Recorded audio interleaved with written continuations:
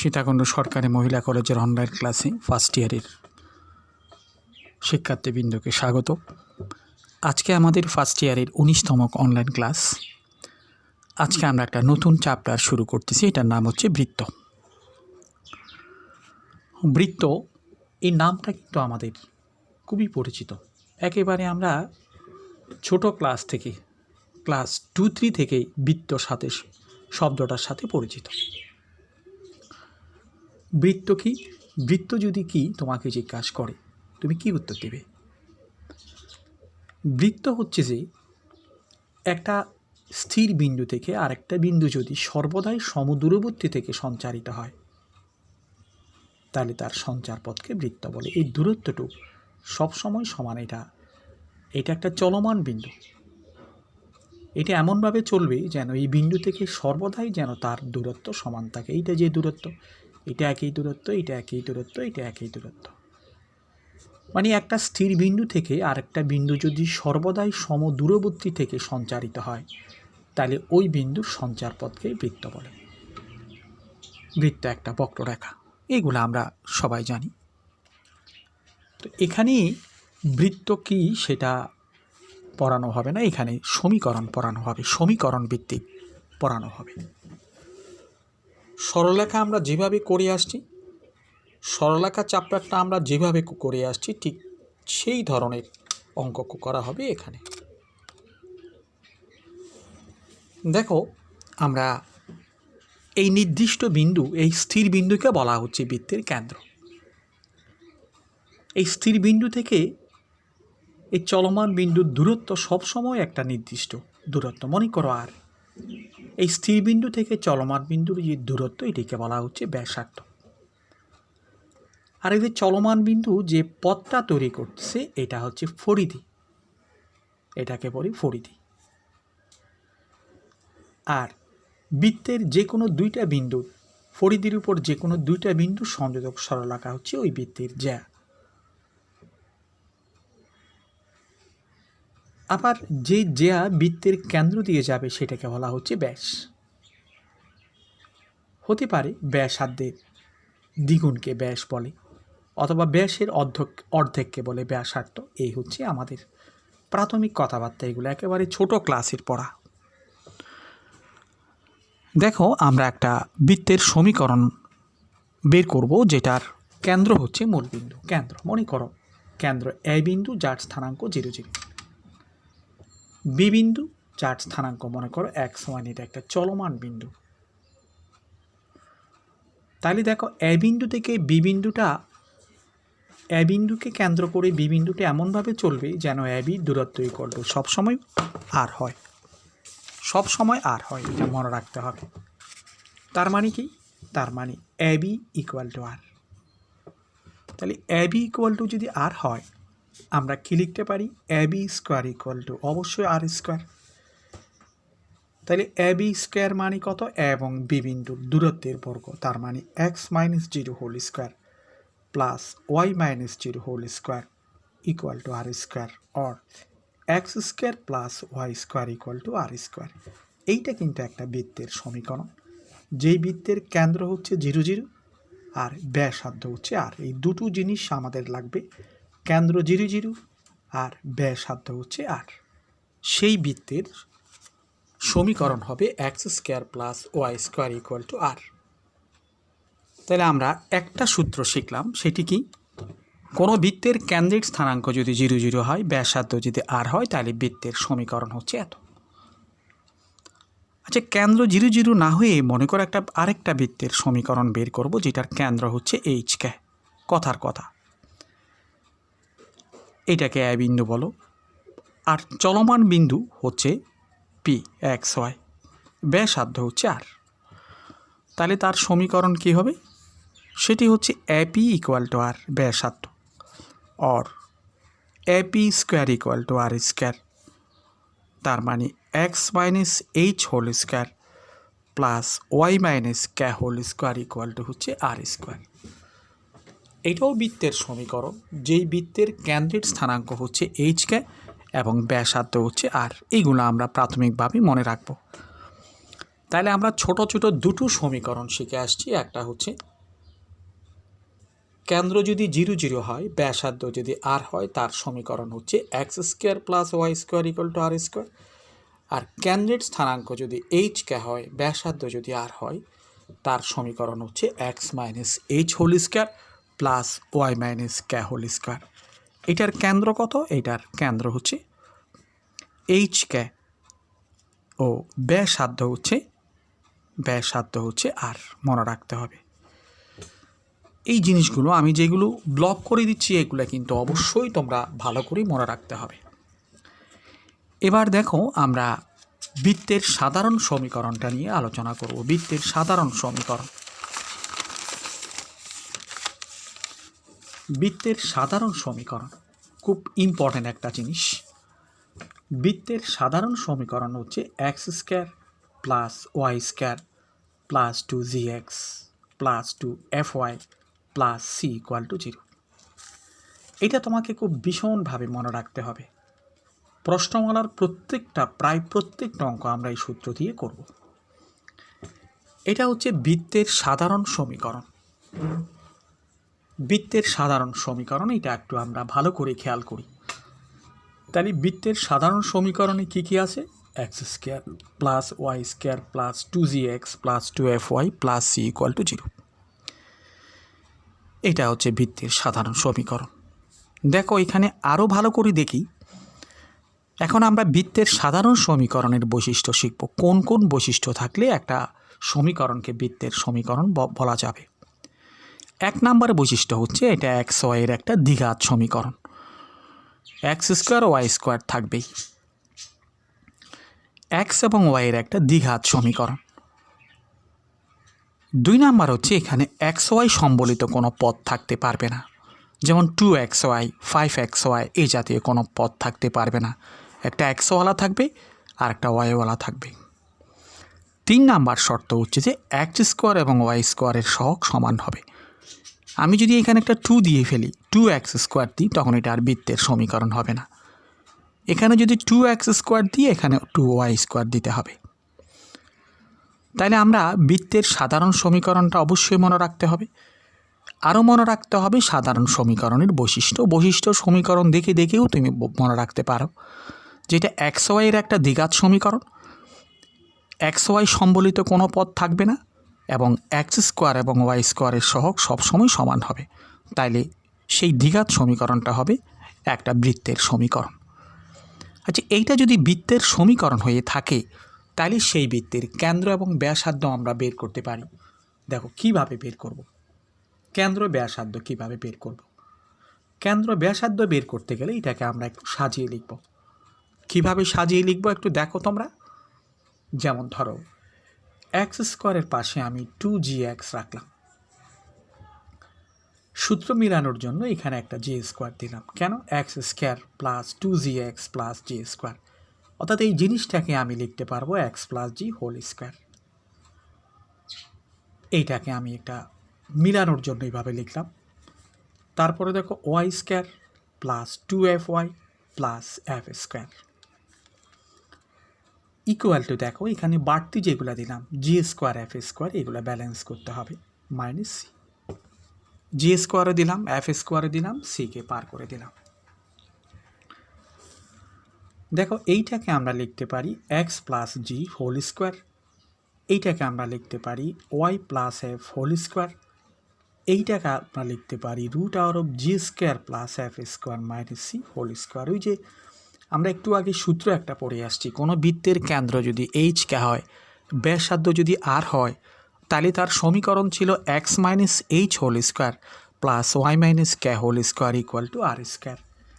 তাহলে এইটাকে দেখো আমি এক্স মাইনাস এখনও আসেনি, এইটাকে লিখতে পারি x minus g whole square. এইটাকে লিখতে পারি y minus f whole square equal to R square root over of G square plus F square minus C whole square.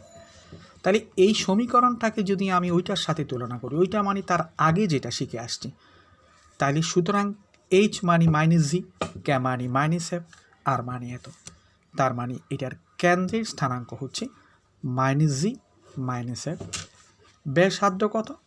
ব্যাসার্ধ হচ্ছে √r g² plus f² minus c। অবশ্যই অবশ্যই আমাদের মনে রাখতে হবে, একদম বুঝে মনে রাখতে হবে। কেমন? বৃত্তের সাধারণ সমীকরণ যদি x² plus y² plus 2gx plus 2fy plus c = 0 হয়, তাহলে ওই বৃত্তের কেন্দ্রের স্থানাঙ্ক আসছে -g - f, আর ব্যাসার্ধ হচ্ছে √r g² plus f² minus c। এইগুলো আমাদেরকে অবশ্যই অবশ্যই বিশেষভাবে মনে রাখতে হবে এই সূত্রটা। দেখো, তাইলে আমরা এই জিনিসটা বিশেষভাবে মনে রাখতে হবে। এটা কি বলেছি? বৃত্তের সাধারণ সমীকরণ এবং তার কেন্দ্র ব্যাসার্ধ, এগুলো তোমাকে মনে রাখতে হবে। এবার দেখো, আমরা একটা ছোট্ট একটা অঙ্ক করে ফেলি। যেমন একটা বৃত্তের সমীকরণ দেওয়া আছে, বলো যে তার কেন্দ্র ব্যাসার্ধ বের করো। এই যে x² plus y² minus 8x plus 10y plus 5 = 0। এইটা একটা বৃত্তের সমীকরণ। বলো যে এই বৃত্তের কেন্দ্র এবং ব্যাসার্ধ বের করো। এই বৃত্তের কেন্দ্র বের করতে বলছে এবং ব্যাসার্ধ বের করতে বলছে। তাহলে দেখো, আমরা সমীকরণটাকে সাজিয়ে লিখব। কিভাবে? এই সাধারণ সমীকরণের মতো সাজিয়ে লিখব। x² প্লাস y², তারপরে 2gx প্লাস 2, g মানে -4, x মানে x, কেন -4? যেন এটা মিলে, প্লাস 2fy প্লাস c = 0। তাহলে 2gx, g মানে -4, f মানে 5 আর c মানে 0। সুতরাং সরাসরি আমরা সূত্র থেকে কেন্দ্র ব্যাসার্ধ বের করতে পারি। কেন্দ্রের স্থানাঙ্ক হচ্ছে যে -g - f, মানে এগুলোর চিহ্নের বিপরীত। কেন্দ্র হচ্ছে তাহলে 4 - 5, আর ব্যাসার্ধ কত? ব্যাসার্ধ হচ্ছে √r 4² g² plus f² minus c। তাহলে এখানে 4 × 16, 5 × 5 = 25, 16 এবং 25 মিলে কত? 41। 41 থেকে যদি 5 চলে যায় তাহলে হচ্ছে 36। 36, ব্যাসার্ধ হচ্ছে 6। এইভাবে আমরা বৃত্তের সাধারণ সমীকরণ থেকে কেন্দ্র এবং ব্যাসার্ধ বের করতে পারব। দেখো, আর একটা সূত্র, এটা হচ্ছে দুইটা বিন্দু। মনে করো এই বিন্দুটা হচ্ছে x1 y1, এই বিন্দুটা হচ্ছে x2 y2, দুটো বিন্দু। এই দুটো বিন্দুর সংযোজক সরলরেখাকে ব্যাস ধরে বৃত্তের সমীকরণ বের করতে বলা হচ্ছে। এই দুইটা বিন্দুর সংযোজক রেখা বৃত্তের ব্যাস। x1 y1 এবং bx2 y2, এই দুটা বিন্দুর সংযোজক রেখাকে ব্যাস ধরে বৃত্তের সমীকরণ। এটা একটু লিখো। x1 y1 ও bx2 y2 বিন্দুর সংযোজক রেখাকে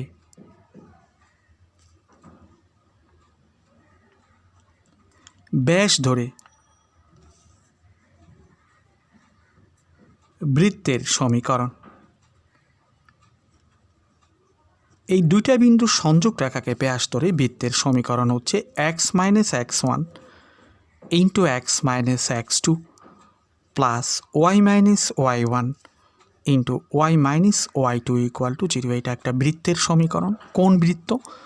যেই বৃত্তের ব্যাস হচ্ছে যে x1 y1 এবং bx2 y2 বিন্দুর সংযোজক রেখাটা হচ্ছে যেই বৃত্তের ব্যাস, ওই বৃত্তের সমীকরণ।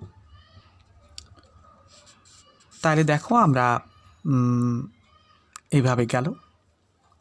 এবার আমরা আরও কিছু জিনিস শিখব। যেমন এই একটা বৃত্ত, মনে করো এইটা একটা বৃত্ত, এটা x অক্ষরেখা, এটা y অক্ষরেখা। আমি বের করব যে বৃত্তটি x অক্ষ থেকে কী অংশ খণ্ডিত করে সেটা বের করব। সেখানে মনে করো বৃত্তের সমীকরণটা সাধারণ সমীকরণ x² plus y² plus 2gx plus 2fy plus c = 0। এইটা একটা বৃত্তের সাধারণ সমীকরণ। এই বৃত্তটি x অক্ষ থেকে যে পরিমাণ অংশ খণ্ডিত করছে সেটা আমি বের করব। তাহলে এই দূরত্বটুক যদি বের করতে হয় এই দুটো বিন্দুর স্থানাঙ্ক আমাদের বের করে নিতে হবে। এই বিন্দুর স্থানাঙ্ক যদি আমি বের করতে পারি, বি বিন্দুর স্থানাঙ্ক যদি বের করতে পারি, তাহলে দুইটা বিন্দুর দূরত্ব বের করলেই খণ্ডিত অংশের দৈর্ঘ্য বেরিয়ে আসবে। অথবা ও এ থেকে ও বি যদি বিয়োগ দিই তাহলে এ বির দৈর্ঘ্য বেরিয়ে আসবে, মানে এক সক্ষ দ্বারা খণ্ডিত অংশের দৈর্ঘ্য বেরিয়ে আসবে। এখন আমি কি করতে চাচ্ছি এটা আরেকটু বলি। কোনো বৃত্ত যদি এক সক্ষকে ছেদ করে তাহলে ওই এক সক্ষ দ্বারা ওই মানে এক সক্ষের খণ্ডিত অংশের দৈর্ঘ্য বের করতেছি আমি। তাহলে দেখো এইটা বৃত্তের সমীকরণ। এই বৃত্তটা এক সক্ষকে এ এবং বি বিন্দুতে ছেদ করে আমি এ এবং বি বিন্দুর স্থানাঙ্ক বের করতে চাচ্ছি। কোনো বৃত্ত যদি এক সক্ষকে ছেদ করে এই বিন্দুগুলোতে অবশ্যই ওয়াইয়ের মান 0। এ বিন্দু তো কোটি 0, বি বিন্দুও কোটি 0। এটা আমরা জানি এক সক্ষের সমীকরণে ওয়াই = 0। তাহলে এই বৃত্তটি এক সক্ষকে যেখানে ছেদ করে সেখানে ওয়াইয়ের মান 0, ওয়াই = 0 বসিয়ে পায়। কেন বসাচ্ছি ওয়াই = 0? এক সক্ষকে যে সমস্ত বিন্দুতে ছেদ করে সেখানে কোটি 0, ওয়াই অক্ষকে যেখানে ছেদ করে এখানে বুস 0। তাহলে সমীকরণটা দাঁড়ায় x² + 2gx + 2fy + c, Y তো 0, x² + 2gx + c = 0 এই বৃত্তের সমীকরণ। তাহলে দেখো আমি y = 0 বসানোর পরে সমীকরণটা দাঁড়ালো x² + 2gx + c = 0। দেখো এইটা একটা x-এর দ্বিঘাত সমীকরণ। x-এর দ্বিঘাত সমীকরণ যেমন আমরা জানি যে x² + bx + c = 0, এইটা একটা দ্বিঘাত সমীকরণ। ঠিক এটাও একটা x-এর দ্বিঘাত সমীকরণ। x-এর দ্বিঘাত সমীকরণ মানে এই সমীকরণকে সমাধান করলে x-এর আমরা দুটো মান পাবো। আর আমরা জানি দ্বিঘাত সমীকরণ, x-এর দ্বিঘাত সমীকরণ হচ্ছে x² + bx + c = 0। এখানে a মানে 1, b মানে হচ্ছে 2g, তাহলে x² + bx + c মানে c। তো এই দ্বিঘাত সমীকরণকে সমাধান করার একটা সূত্র আমরা জানি, x = -b ± b² - 4ac / 2a। এই সূত্রটা আমরা এখানে প্রয়োগ করে x এর মান বের করব। সুতরাং x = -b মানে -2g ± b² মানে b² - 4ac, a মানে 1, c মানে c / 2a।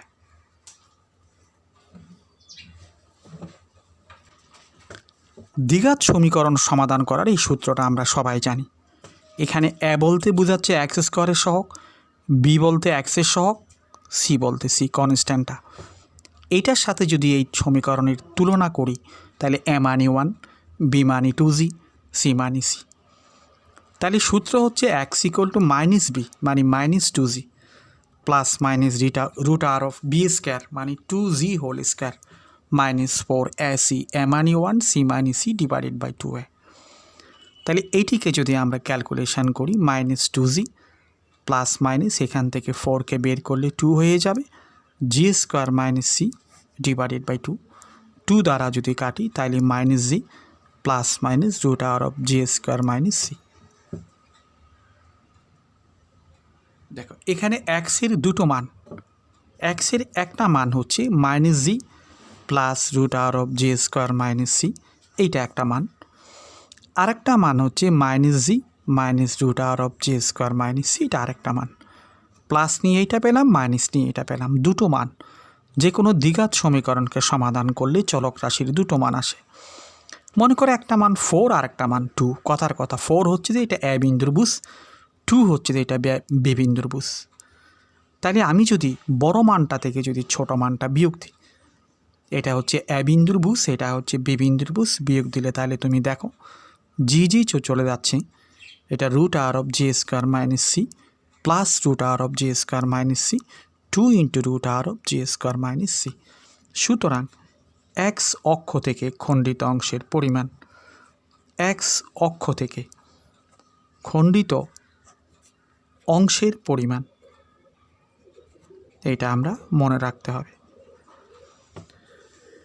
কোনো বৃত্ত যদি বৃত্তটা সাধারণ সমীকরণ এটা হয় তাহলে বৃত্তটি দ্বারা x অক্ষ থেকে খণ্ডিত অংশের পরিমাণ 2 × √r/g² - c। একইভাবে আমরা যদি y অক্ষ থেকে খণ্ডিত অংশের পরিমাণ বের করি, y অক্ষ থেকে খণ্ডিত অংশের পরিমাণ যদি আমরা বের করি, পরিমাণ মানে এখানে দৈর্ঘ্য হতে পারে, সেটা হবে 2 × √r/f² - c। সেটা কিভাবে বের করব? ওই বৃত্তের সমীকরণে বৃত্তটি y অক্ষকে যেখানে সেট করে সেগুলো বের করার জন্য x = 0 বসিয়ে দেব। x = 0 বসিয়ে দিলে এটার মতো এটা হবে y এর দ্বিঘাত সমীকরণ।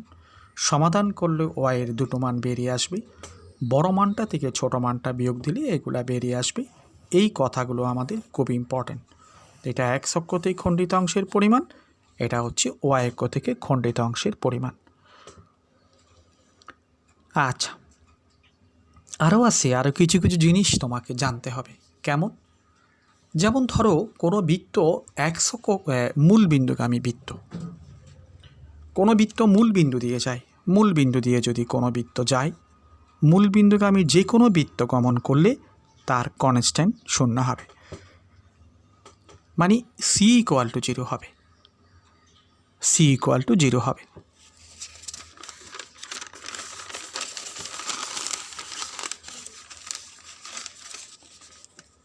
যেমন মনে করো এটা x অক্ষরেখা, এটা y অক্ষরেখা, এইটা একটা বৃত্ত। মনে করে একটা বৃত্ত x অক্ষকে স্পর্শ করেছে।